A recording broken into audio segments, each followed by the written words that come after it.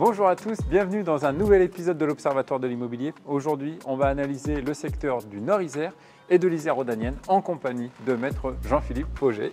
Salut Alex. Salut Jean-Philippe, ça va? Ça va. Bon, bah écoute, je suis très content de te retrouver ici à Morestel. Alors je le rappelle, à chaque fois, c'est vous les notaires qui m'invitez dans un lieu qui vous tient à cœur.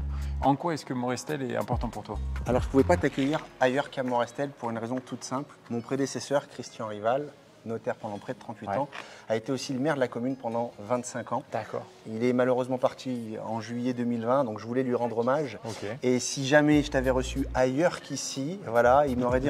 T'en aurais voulu. Il m'aurait tiré les oreilles, puisqu'en plus, il faut souligner que Morestel est la seule ville 4 fleurs du département de l'Isère. D'accord. Bon, bah écoute, on va en profiter.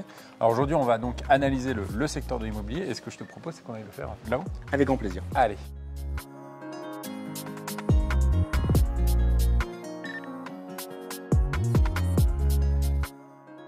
Alors Jean-Philippe, du coup, à la lumière de ce que tu avais vécu sur 2022, est-ce que tu t'attendais à peu près la même chose sur 2023? L'an dernier, lors de l'Observatoire de l'immobilier, on avait constaté une augmentation justement des taux.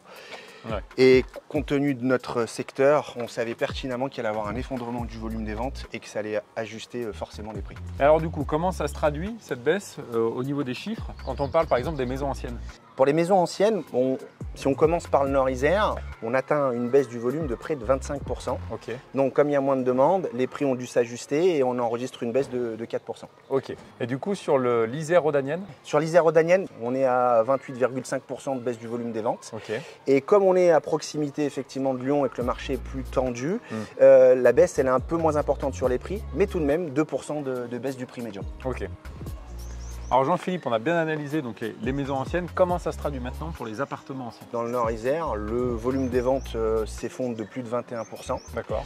Et en Isère rhodanienne, on est à plus de 14%, donc ça suit la tendance du marché, quoi. Ok. Et alors au niveau du prix au mètre carré, par exemple, ça donne quoi? Eh bien, paradoxalement, dans un marché comme le nôtre qui est axé sur de l'habitat individuel, là, il y a une stabilisation des prix. Okay. Ça n'a pas changé. Donc en gros, dans le Nord-Isère, il faut compter 2300 € du mètre carré. D'accord. En Isère rhodanienne, 2100 € du mètre carré. Donc là, non, stabilité totale. Alors Jean-Philippe, sur d'autres secteurs, souvent on explique un petit peu cette baisse par des taux de crédit qui ont augmenté, par des difficultés aussi à contracter des crédits. Est-ce que c'est une explication que tu peux donner toi aussi? C'est totalement, même c'est l'explication. Pourquoi? Il faut revenir déjà sur le produit qui se vend le plus dans notre territoire. Ouais. C'est la maison individuelle. Okay. C'est assez logique, c'est que nous on récupère beaucoup de Lyonnais qui n'ont plus les moyens de se loger dans l'agglomération lyonnaise. Et donc du coup, ils viennent chercher effectivement leur espace de verdure et autres. C'est aussi beaucoup les primo-accédants. Ouais. Et à ce niveau-là, effectivement, les primo-accédants, ils sont plus fortement frappés par l'augmentation des taux d'intérêt, puisque l'augmentation des taux d'intérêt augmente l'échéance. Ouais. Si on veut réajuster au niveau du pouvoir d'achat, il faut compenser par de l'apport, mais les primo-accédants n'en ont pas. Donc ils n'en ont pas, donc le volume des ventes s'effondre, et les seuls qui restent sur le marché, parce que ça reste effectivement nos clients principaux, eh bien, ce qu'ils font, c'est qu'ils réajustent leur cible d'achat.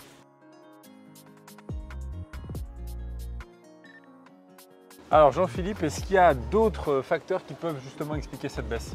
Malheureusement, oui. Il ne faut pas oublier qu'en 2023, on a eu l'entrée en vigueur de la loi climat d'août 2021. Ouais. Et cette loi, parmi tous ces dispositifs, elle veut lutter effectivement contre les passoires énergétiques. Ouais. Donc on a des obligations complémentaires. Et on a notamment, effectivement, aujourd'hui, on avait le diagnostic de performance énergétique, mais un bien qui est mal classé en F ou en G, il doit produire un audit énergétique. On expliquait tout à l'heure que ce qui se vendait le plus dans le secteur, c'est les maisons. Ouais. Et le parc immobilier du secteur, il est assez vieillissant. C'est la raison pour laquelle, effectivement, les prix sont un peu moins élevés et qu'on attire les primo-accédants. Et aujourd'hui, le diagnostic de performance énergétique, l'audit énergétique, ça s'est invité sur la table du banquier. Le banquier, il ne se limite pas à regarder la capacité de remboursement de l'emprunteur. Ouais. Il va regarder si cette personne-là, en plus de son prêt, sera capable soit effectivement d'améliorer énergétiquement son bien, ou s'il sera capable de payer la facture de chauffage. Donc forcément, il faut mettre plus de budget et ça coince des acquéreurs et on en vient à cette baisse du volume des ventes. Alors Jean-Philippe, tu me disais à l'instant que les maisons anciennes, c'était le best-seller, le type de bien qui se vendait le plus. Forcément, quand on parle des maisons aussi, on parle également des terrains à bâtir. Est-ce que tu as quelques chiffres à nous donner sur les terrains à bâtir justement? On a une baisse du volume des ventes dans le Nord-Isère de plus de 44%. Ok. Plus de 42% au niveau effectivement de l'Isère rhodanienne. Ok. Donc du coup, comme j'ai pas beaucoup de biens, en revanche, au niveau des prix, ça bouge, Ouais, ça bouge bouge pas assez beaucoup. peu. Ouais. Voilà. Et ce qui fait qu'on a des prix qui sont assez élevés. Nord-Isère, il faut compter 157 € le mètre carré. Ok. Isère-Rodanienne, 171 € le mètre carré. Alors Jean-Philippe, je te pose la dernière question, c'est un petit peu la question traditionnelle. Comment est-ce que toi tu vois les choses pour 2024?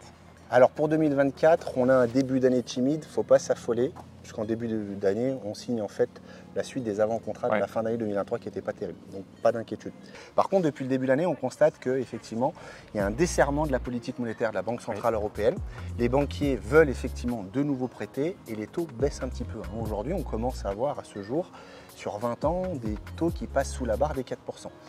Donc le marché refrétille un petit peu, ça devrait reprendre. Après, je dis peut-être une bêtise, j'en sais rien.